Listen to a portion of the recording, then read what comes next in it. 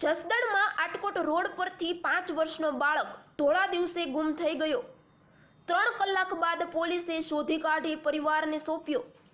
વિછિયા તાલુકાના ગુંદાળા ગામે રહેતા ગુગાભાઈ મકવાણા તેના 5 વર્ષના પુત્ર શ્રવણને લઈને બાઇક લઈ જસદણમાં આટકોટ રોડ પર આવેલ એક ખાનગી હોસ્પિટલે સવારના 11 વાગ્યા આસપાસ દવા લેવા માટે આવ્યા હતા। ત્યારે હોસ્પિટલની નીચે બાઇક ઊભું રાખી તેના પુત્રને બાઇકમાં બેસાડી મોબાઈલ આપી પોતે દવા લેવા માટે ગયા હતા।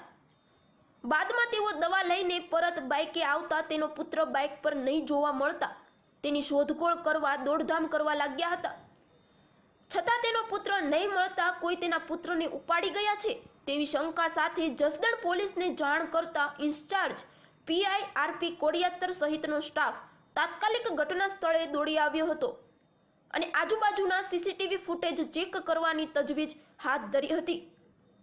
જોકે જ્યારે આ ઘટના બની હતી ત્યારે તે વિસ્તારમાં વીજ પુરવઠો બંધ હોવાથી બાળકના કોઈ સગવડ મળ્યા ન હતા અને બાળક પાસે રહેલો મોબાઈલ પણ બંધ આવતો હતો, જેથી જસદણ પોલીસે શહેરભરમાં બાળકની શોધખોળ હાથ ધરી હતી અને 3 કલાક બાદ ગુમ થયેલ બાળક બાખલવડ રોડ પર આવેલા બગીચા પાસેથી હેમખેમ મળી આવતા પોલીસે અને બાળકના પિતાએ હાશકારો અનુભવ્યો હતો।